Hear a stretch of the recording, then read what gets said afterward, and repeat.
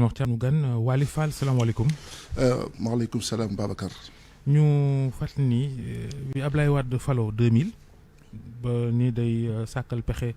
gone yi ngir ñoom xëy taxawaloon na fii lu ñu woowee FNPJ mënees na ko méngaleeg booyetu xaalis bu mu tegoon ne ci li ñuy sàkk di jox xale yi ñu mën a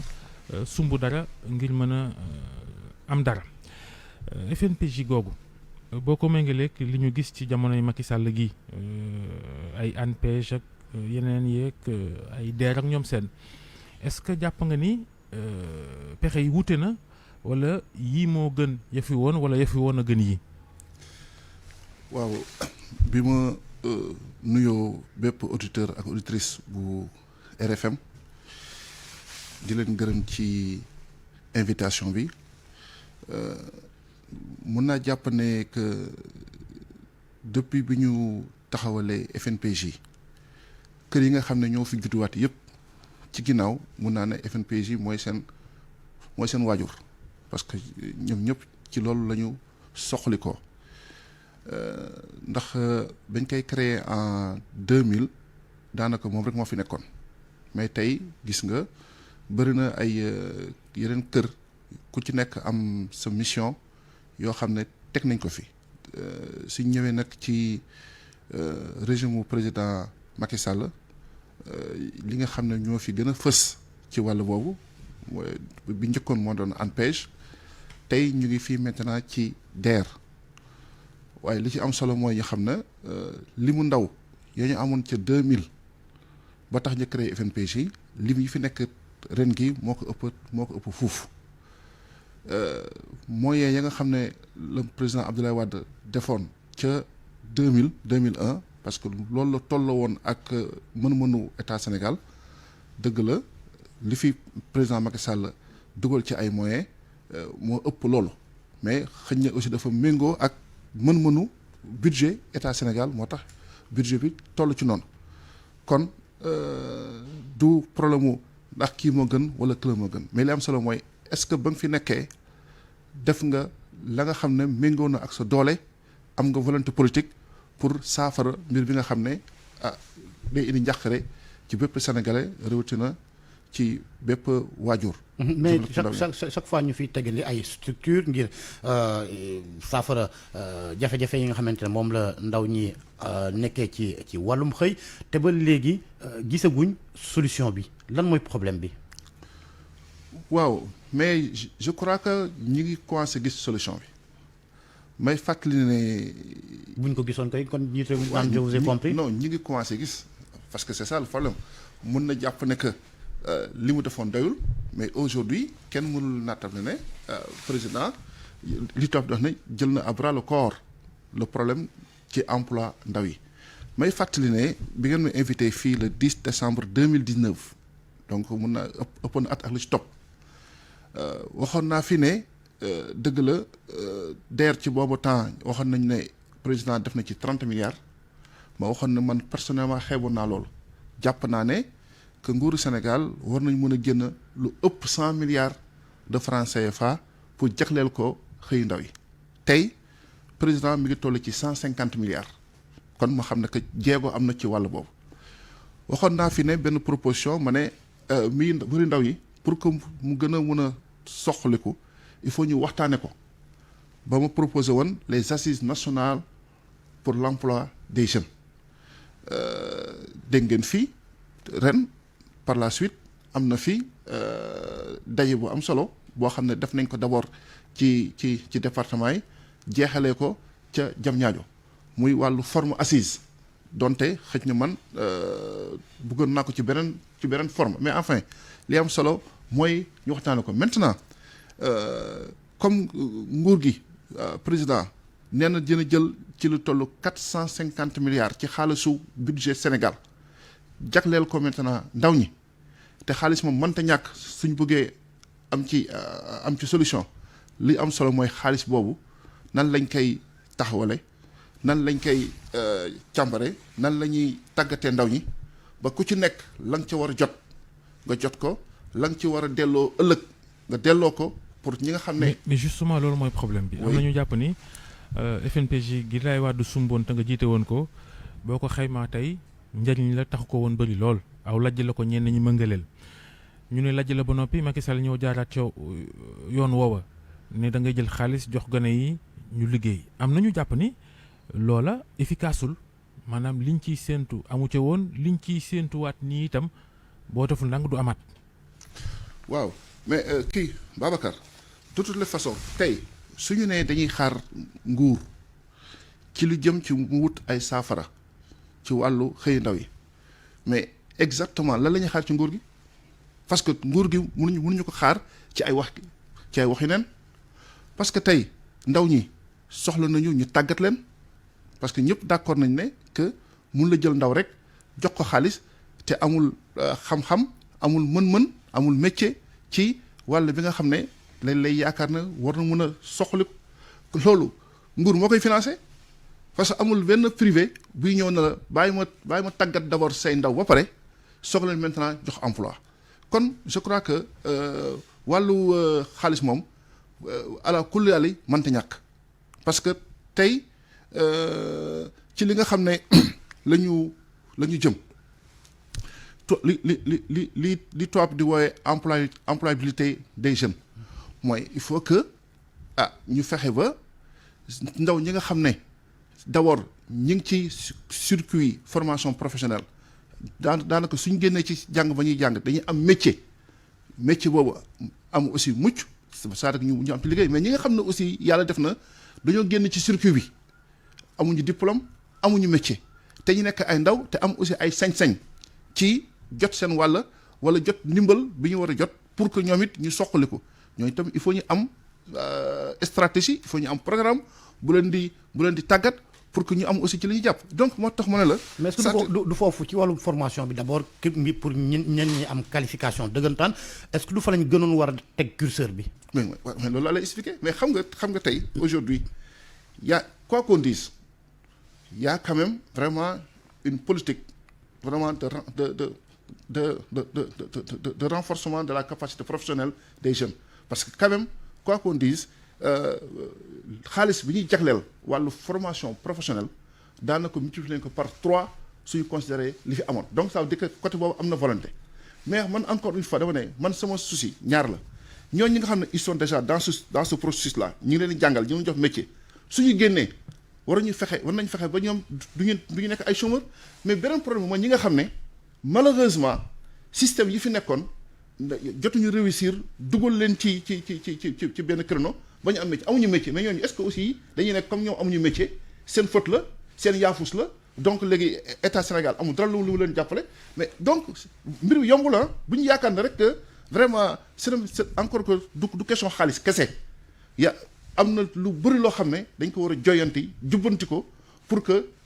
du ma ne ñëpp jëriñ jot. mais majorité bi loolu dañ ko tàmbalee ci njàng mi xale yi di jàng ci l'école yi. mais effectivement li xale yi di jàng te xëy na ëllëg du leen jural njëriñ est-ce que duñ ko changer teg fi loo xam ni moo gën a am Pastef. xam nga nag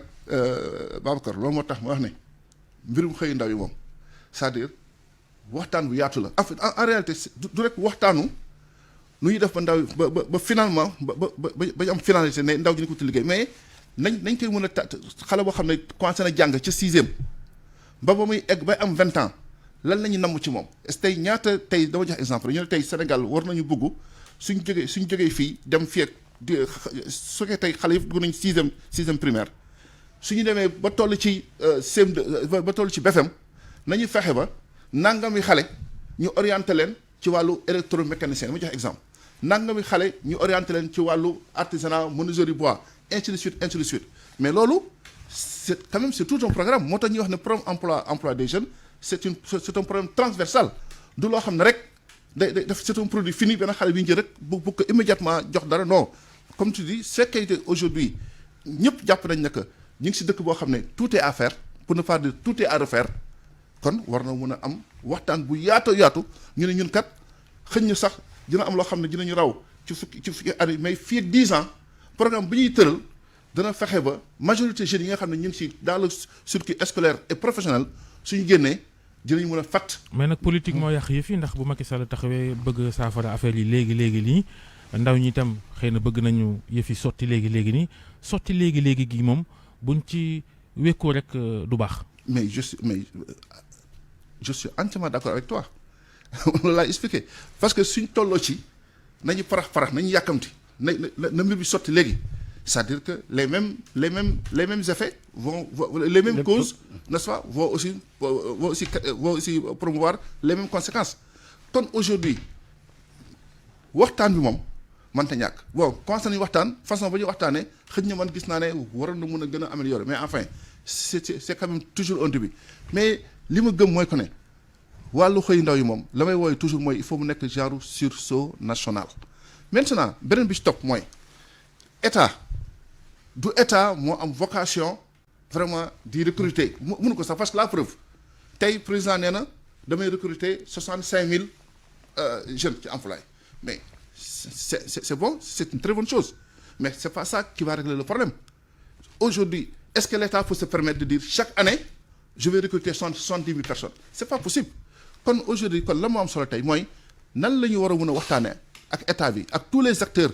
économiques artisanaux sur le plan de l'économie ñëpp ñu toog ku nekk ne man sama wàll su ma état bi jàppale ci bii fànn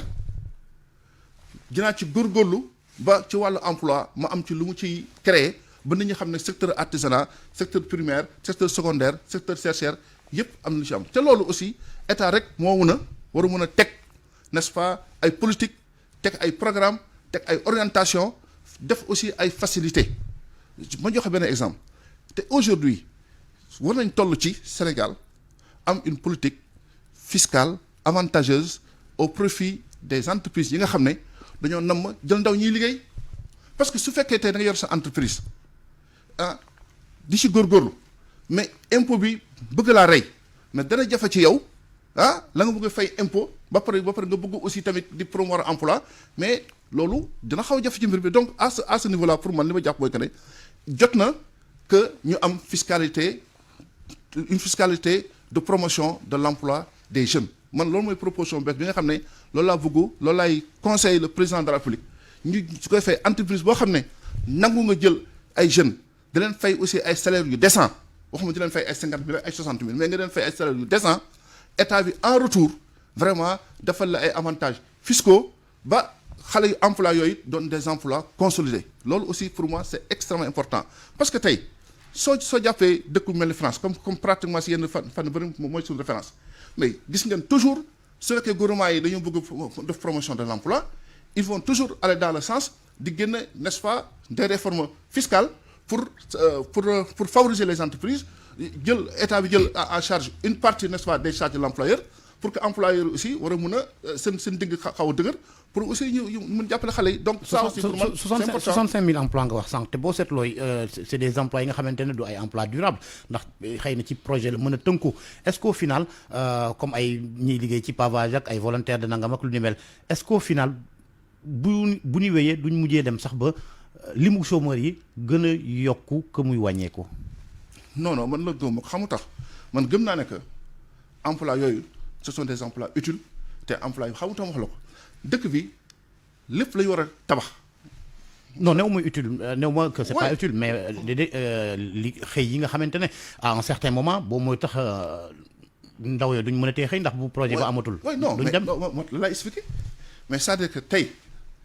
on prend l'exemple des pavages gëm naa ne tey su doon nguuru Sénégal su doon maire yi dañoo jàpp ne dañoo war a pavé Sénégal yépp fii ba 50 ans mais projet boobu du jeex kon ça veut dire aujourd'hui c'est-à-dire que ñu commencé un programme de pavage boo xam ne dafay améliorer le cadre de vie des populations tàmbale ko Dakar ba Kédougou tàmbale ko Podor ba Ziguinchor mais gëmuma ne que c'est un projet de 5 ans de 6 ans de 7 ans c'est un projet de 30 ans de 40 ans kon ça veut dire que donc projet yi day continuer parce que xam nga vous vous rappelez bi ñuy créer fii AGETIP je ne sais pas si vous vous rappelez boobu temps moo doon dans un programme appelé IMO haute intensité de main d'œuvre dont Banque mondiale moo créé woon temps au régime Abdou Diouf mais le souci c'était ça comment aujourd'hui allier l'utile n'est-ce pas à l'efficacité par rapport à l'emploi des jeunes parce que dëgg la suñu sañoon jeune bu nekk am ce qu'on appelle benn emploi salarié di dem IPRES ñu lay fayal ngay am sa retraite et tout ça mais c'est pas aussi évident que ça mais au moins dañ leen jox métier boo xam ne tey suñ paree ci biir projet beneen projet aussi enclenché wu ku ci nekk aussi liggéey ci mais loolu am moom moo gën quand même dara aussi bañ am donc man je crois que aujourd'hui mais en réalité secteur bi nga xam ne très certainement suñ ci investiroon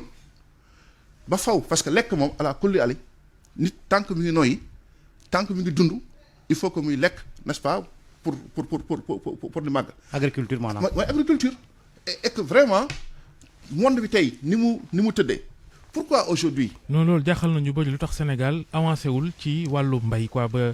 mu suqali gën a suqali réew mi yéeme na lool. loolu nag Babacar la clé du problème de l'emploi des jeunes au Sénégal une des clés boobu c'est vraiment l'investissement dans l'agroalimentaire parce que bu dul dara pourquoi tey ñu dégg les grandes firmes internationales di ñëw di jéem a wut suñuy suuf au Sénégal pour di bay pour di def ci ay conteneurs di delluwaat seen dëkk ça veut dire que Sénégal am na potentiel non mais donc pourquoi aujourd'hui tey nguuru Sénégal en rapport avec les opérateurs économiques duñu déggoo ci ay programmes investir massivement dans l'agriculture dans l'agroalimentaire mais déjà ñun rek li ñu war a lekk rek déjà suñu bopp suñ ko doon bay ak ndaw yi macha allah tabarkal. jërëjëf Waly Fall bëggoon nañu waxtaanee yow wàllu politique waaye lii ñu fi junj moo ëpp solo foofu xëccum politique. mosoon nga nekk maire Dieuppeul Derklé jamonoy Ablaye Wade. waaye fi mu toll nii nag Macky Sall ngay àndal ci wàllu politique ndax sa mbootaay googu nga woowee pas-pas. moom lay jàppale jërëjëf Georges Déthié Diop jaa ngeen jëf mbokk yi ci ànd beeg ñun altine incha allah génneenu ko RFM matin.